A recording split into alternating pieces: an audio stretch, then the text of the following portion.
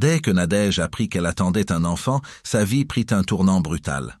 Elle était connue comme une fervente servante de Dieu, toujours présente au culte, menant souvent la chorale avec une émotion sincère qui faisait trembler sa voix.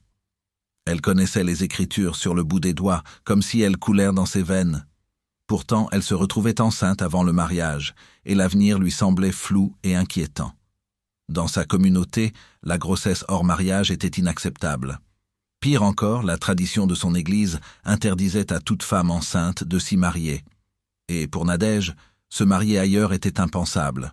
Elle y travaillait depuis des années, et ses parents, M. et Mme Dossou, figuraient parmi les anciens les plus respectés de la congrégation.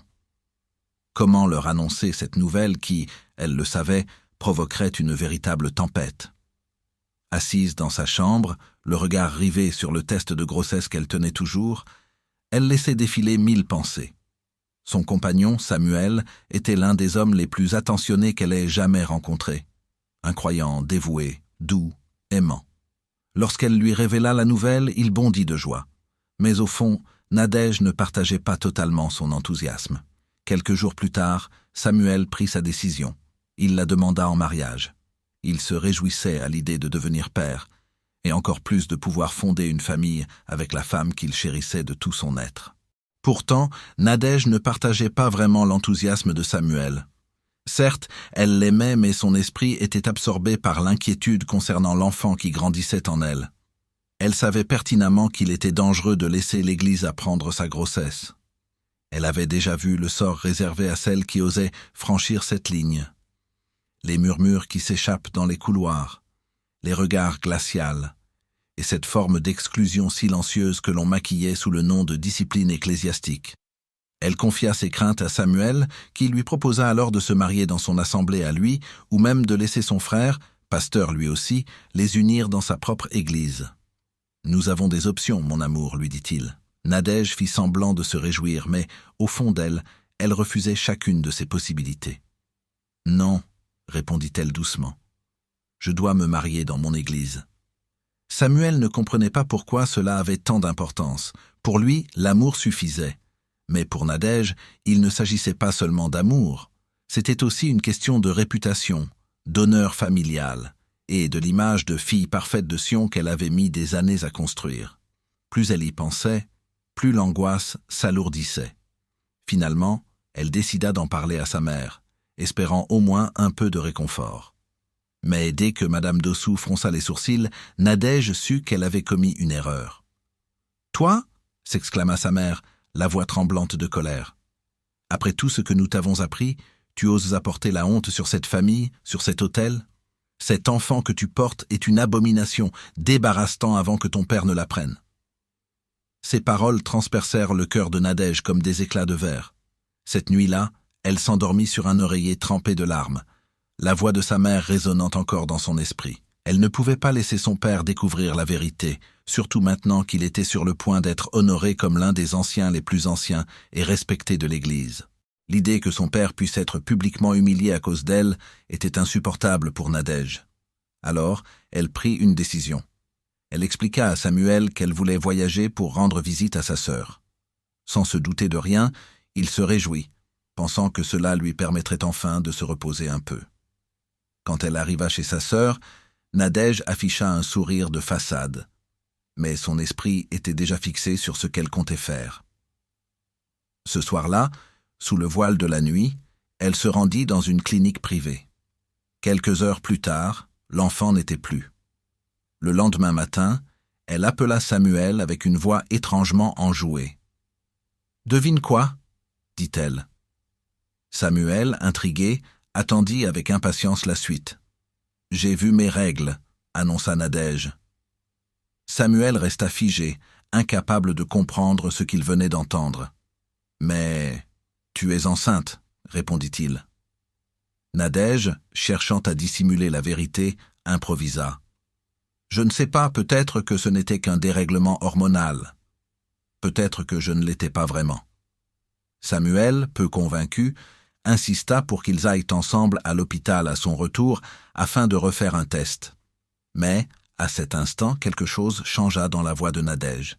« Je ne pense pas que ce soit nécessaire maintenant. » Je ne veux pas être plus déçu que je ne le suis déjà. » Sa réticence ne fit qu'alimenter les soupçons de Samuel, et lorsque Nadège revint, il ne put s'empêcher de l'affronter. Plongeant son regard dans le sien, il demanda « Qu'est-ce qui est arrivé à mon enfant ?» La voix de Nadège se brisa sous le poids de cette question. Ce fut à cet instant que la vérité s'abattit sur Samuel comme une gifle. Nadège avait mis fin à la vie de leur enfant sans même lui en parler. Les larmes lui montèrent aux yeux malgré lui. Il la fixa, abasourdi, et répéta une dernière fois « Tu as tué notre enfant ?» Nadège garda le silence, la culpabilité se lisant clairement sur son visage. Elle tenta d'articuler une explication, mais Samuel ne voulait rien entendre. Il se sentait trahi d'une manière qu'il n'aurait jamais imaginée. La blessure était trop profonde pour être exprimée en mots. Ce jour-là, il tourna les talons et la laissa derrière lui. Le soir même, il mit fin à leur fiançailles par téléphone, et ne la rappela jamais. Nadège était dévastée. Certes, elle n'avait plus à craindre le poids de porter un enfant hors mariage, mais le prix payé était immense. Elle venait de perdre le seul homme qu'elle ait jamais aimé. Elle se rendit chez lui à de nombreuses reprises pour tenter d'obtenir son pardon, mais Samuel refusait de la voir ou de lui adresser la parole. Un matin, en arrivant devant sa maison, elle découvrit qu'il avait déménagé. Tous ses numéros étaient injoignables, et personne ne savait où il se trouvait. Les années passèrent. Lentement, Nadège commença à reconstruire sa vie. Ce fut difficile, mais, un jour, elle rencontra un homme qui manifesta clairement son intérêt pour elle et lui demanda sa main. Il avait 27 ans, était accompli dans sa carrière et d'une grande bonté. Leur mariage fut exactement comme Nadège en avait toujours rêvé. Célébré dans son église bien-aimée, sous les regards de toute la congrégation, alors qu'elle avançait lentement dans l'allée centrale. Elle devint enfin Madame Lawson, et son époux, David, la traitait comme une reine. Mais les mois devinrent des années, et toujours aucun enfant. Tout le monde attendait impatiemment qu'elle tombe enceinte, et les questions qu'on lui posait lui transperçaient le cœur comme des épines. Chaque dimanche, après le culte, une sœur ou une autre venait à sa rencontre, affichant un sourire qui ne touchait jamais vraiment les yeux. « Sœur Nadège, des nouvelles? Nous prions pour toi. »« Oh, ça fait presque 2 ans maintenant, j'espère que tu fais ce qu'il faut. » Une autre, avec un petit rire, ajoutait « Tu as bonne mine. Peut-être que le bébé est déjà là, juste caché. » Les choses empirèrent le jour où la responsable du groupe des femmes, lors d'une réunion, lui tapota le dos en disant assez fort pour que tout le monde entende « Ne t'inquiète pas, sœur Nadège, ton heure viendra. Assure-toi juste de rester droite devant Dieu. » Un silence pesant s'abattit dans la salle avant que les discussions ne reprennent, mais Nadège pouvait sentir tous les regards tournés vers elle. Chez elle, son téléphone sonnait presque tous les jours. C'était sa belle-mère, toujours à l'affût d'une mise à jour. « Nadège, alors, tu as fait un contrôle? Qu'est-ce qu'ils disent? Tu sais, David est mon fils unique. Je veux voir mes petits-enfants avant de quitter ce monde. » La pression dans sa voix mêlait inquiétude et reproche. Puis un après-midi, sa propre mère vint lui rendre visite. Elle s'assit face à elle, lui tendit une feuille remplie de versets bibliques et lui dit « Lis ceci chaque matin et chaque soir, et commence un jeûne sec de 21 jours, juste de l'eau. Ce jeûne réparera le péché qui a fermé ton ventre, déclara Madame Dossou d'une voix ferme. Nadège la fixa, stupéfaite. « Maman, tu es en train de dire que Dieu me punit ?» demanda-t-elle. Sa mère soutint son regard et répondit « Le péché a toujours des conséquences. Tant que tu ne t'humilieras pas devant Dieu en recherchant sa miséricorde de tout ton cœur, ce ventre restera fermé. » Ces paroles la frappèrent comme une blessure fraîche. Submergée par la culpabilité, elle ne savait plus quoi faire. Cette nuit-là, allongée dans son lit, les yeux rivés au plafond, elle entendait la respiration régulière de David, qui dormait paisiblement à ses côtés. Et dans son esprit, les souvenirs d'il y a des années refirent en surface. La nuit passée chez sa sœur, l'odeur âcre de la clinique, les regards jugeurs des infirmières, et ce vide glacial qu'elle avait ressenti après coup.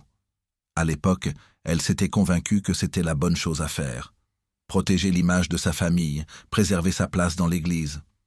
Mais maintenant, à chaque douleur, Nadège réalisait qu'elle avait sacrifié son bonheur et son enfant. pour des gens qui, en réalité, ne l'avaient jamais aimée au-delà de ce qu'elle représentait. Elle pleura amèrement, implorant le pardon de Dieu. Cette nuit-là, dans son sommeil, une petite fille s'approcha d'elle dans un rêve. Elle était d'une beauté saisissante, sa peau rayonnant comme le soleil du matin. Ses grands yeux curieux avaient quelque chose d'étrangement familier. Vêtue d'une robe blanche, elle adressa à Nadège un sourire doux. « Maman » murmura-t-elle. Le souffle de Nadège se coupa net. Elle resta figée, répétant intérieurement ce mot comme pour s'assurer de l'avoir bien entendu. La fillette hocha la tête, toujours souriante, puis reprit. « C'est moi, maman. Ta fille. Celle que tu n'as pas voulu rencontrer. » Les larmes de Nadège jaillirent comme une fontaine alors qu'elle fixait ce visage d'ange, l'enfant qu'elle avait arraché à la vie pour plaire au monde. La vue brouillée par ses pleurs, elle tomba à genoux dans son rêve. « Mon enfant, pardonne-moi. J'avais peur. Je croyais faire ce qu'il fallait, » sanglota-t-elle. La fillette leva les yeux vers elle et répondit avec un sourire apaisant. « Je sais, maman. Tu avais peur de ce que les gens diraient, mais je veux que tu saches que je t'ai pardonné depuis longtemps. Dieu t'a pardonné aussi. Mais tu dois dire la vérité, pour qu'aucune autre ne fasse ce que tu m'as fait. » Nadège tendit la main pour la toucher, mais ses doigts traversèrent la petite fille comme une brume. Son cœur se brisa en 1000 morceaux à la pensée de la beauté que sa fille aurait eue dans cette vie, alors qu'elle restait agenouillée, dévastée. Bientôt, plusieurs enfants s'approchèrent d'elle et Nadège ne comprenait pas ce qui se passait. Voyant sa confusion, sa fille lui expliqua qui ils étaient. « Ce sont les enfants des membres de ton Église, ceux qui ont été supprimés à cause de la même règle, » révéla-t-elle. La bouche de Nadège s'entr'ouvrit et ses larmes commencèrent à couler sans retenue. Elle observait ces visages innocents, bouleversés par l'ampleur des dégâts causés par une seule règle. « Nous sommes tous ici parce que nos mères avaient peur. Peur de la honte, peur des murmures, peur de perdre leur place dans une église qui aurait dû les protéger, » poursuivit doucement la fillette en s'approchant. Puis elle ajouta, le regard plein de tendresse, « Maman, tu ne peux pas nous ramener, mais tu peux empêcher que cela arrive à d'autres. Va leur dire ce que tu as vu. Dis-leur ce que leurs règles provoquent. » Avant que Nadège ne puisse répondre, les enfants commencèrent à disparaître, comme dissous dans la brume.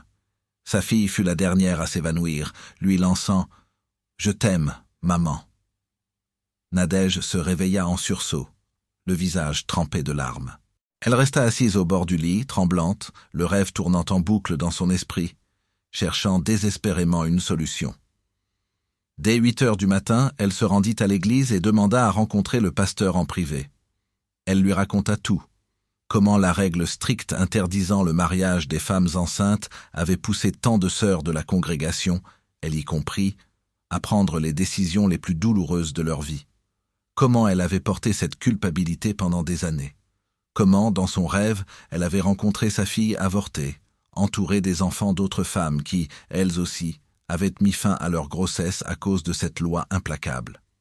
Le pasteur resta silencieux, le visage grave, conscient pour la première fois de l'ampleur des dégâts provoqués par ces règles.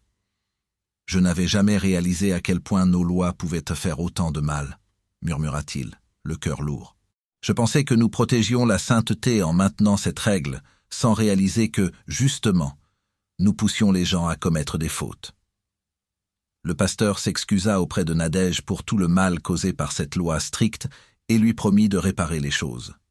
Quelques jours plus tard, lors d'un culte dominical, il se leva devant toute la congrégation et annonça officiellement l'abolition de la règle qui interdisait aux femmes enceintes de se marier à l'Église.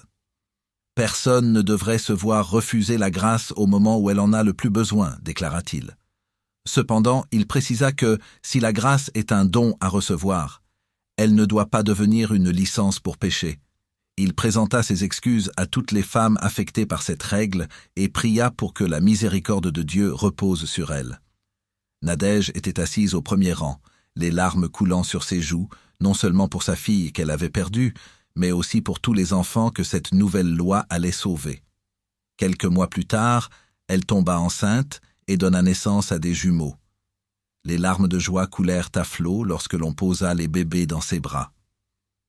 Ce n'était pas seulement la joie de devenir mère, mais le sentiment profond de la miséricorde divine.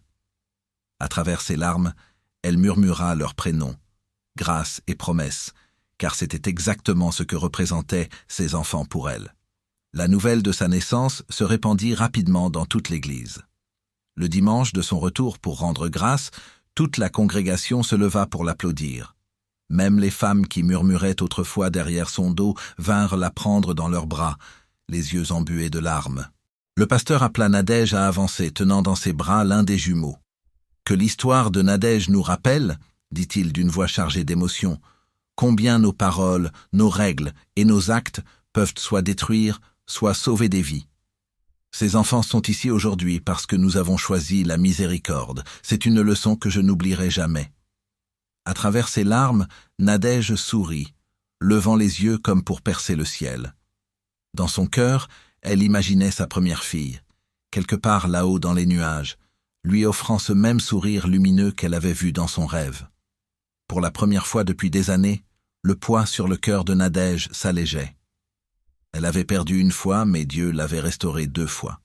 La leçon à retenir de cette histoire est que la peur du jugement d'autrui peut pousser à des choix dévastateurs. Mais la miséricorde de Dieu est toujours plus grande que toute condamnation humaine. Des règles appliquées sans compassion peuvent détruire des vies, tandis que l'amour et la grâce ont le pouvoir de restaurer ce qui a été brisé. Nous ne devons jamais laisser le désir de protéger notre image nous faire agir contre notre conscience. Et en tant qu'Église, en tant que communauté, notre rôle est de soutenir ceux qui tombent, pas de les enfoncer davantage. La sainteté se manifeste dans la manière dont nous exerçons la miséricorde, non dans la honte que nous infligeons. J'espère que cette histoire vous aura touché. Si vous avez aimé cette première partie, laissez un pouce bleu à cette vidéo. Abonnez-vous pour ne pas rater la suite et dites depuis quel pays vous nous suivez et on se dit à bientôt pour